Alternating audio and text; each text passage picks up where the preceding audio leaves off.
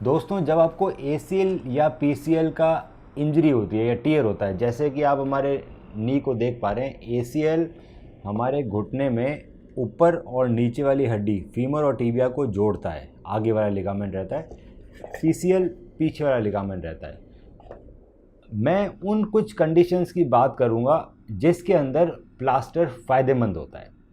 पहली कंडीशन का नाम है कि आपका एसीएल एवल्जन हो गया टीबिया से या पीसीएल एवल्जन हो गया टीबिया से। इसका ये मतलब है कि जो एसीएल और पीसीएल है वो उसके सब्सटेंस इंटैक्ट है, नीचे वाली जो हड्डी है उससे टूट गया है, हड्डी का टुकड़ा एसीएल और पीसीएल को लेके टूट गया है, उसको बोलते हैं एसीएल एवल्जन फ्रैक्चर या पीसीएल एवल्जन फ्रैक्चर।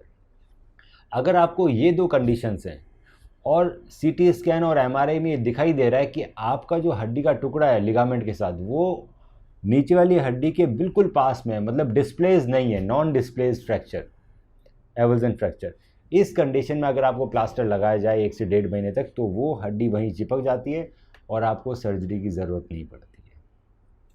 दूसरी एक कॉमन कंडीशन है, अगर आपको एसीएल या पीसीएल इंजरी के साथ साथ अंदर वाला लिगामेंट है जो एमसीएल, उसका ग्रेड 2 टियर है, इस कंडीशन में भी कई बार हम प्लास्टर देते हैं 1 महीने के लिए। उससे आपके एसीएल और पीसीएल की इंजरी तो ठीक नहीं होती है दोस्तों, पर जो अंदर का लिगामेंट है एमसीएल वो हील हो जाता है। तो जब हम एसीएल और पीसीएल की सर्जरी करते हैं उस समय हमें एमसीएल की सर्जरी करने की ज़रूरत नहीं पड़ती है।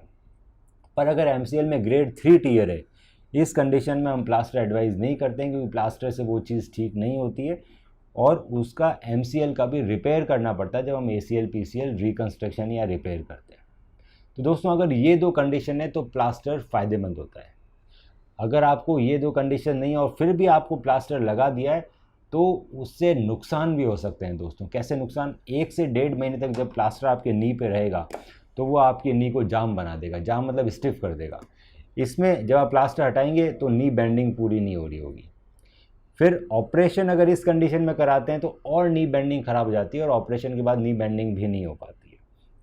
तो प्लास्टर लगाने के बाद उसको 1 से 1.5 महीने बाद हटाना पड़ता है। हटाने के बाद आपको 1 से 1.5 महीने वापस लगते हैं नी बेंडिंग को कंप्लीट लाने में, उसके बाद ऑपरेशन होता है। तो आपके 3 से 4 महीने ख़राब हो जाते हैं दोस्तों। साथ में जो थाई की मसल्स है वो भी प्लास्टर में पतली पड़ जाती है। तो प्लास्टर बहुत ही स्पेसिफिक कंडीशंस में लगाया जाता है। बाकी अगर नॉर्मल हमने एसीएल पीसीएल टीयर में प्लास्टर लगा दिया तो उसके नुकसान होते हैं दोस्तों। आजकल टेक्निकल एडवांसमेंट में एसीएल और पीसीएल की surgery fibre tape internal brace से होती है। इसमें आपके एसीएल और पीसीएल जो कि नए लिगामेंट बने हैं उसको हम फाइबर टेप से प्रोटेक्ट करते हैं। इस तरह से ये फाइबर टेप आपके नए लिगामेंट के अराउंड रहती है और उसको सीट बेल्ट की तरह काम करती है, जिससे कि आपका जो नया लिगामेंट है ना वो खींचता है, ना फटता है, ना टूटता है।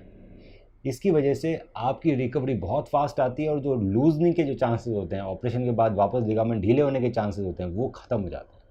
तो आप 1 महीने में आपकी कंप्लीट बेंडिंग आ जाती है नी की और आप 3 महीने में सारे स्पोर्ट्स कर सकते हैं बैक टू रनिंग। अगर आपको इस तरह की कोई भी प्रॉब्लम है, आपकी एमआरआई में लिखा हुआ है कि आपको एसीएल टियर है, पीसीएल टियर है, आप कंफ्यूज हैं कि आपको प्लास्टर लगाना है या नहीं लगाना है, आप अपनी एमआरआई मुझे व्हाट्सएप कीजिए और हम बताएंगे सबसे बेस्ट इलाज क्या रहेगा आपके टियर के लिए।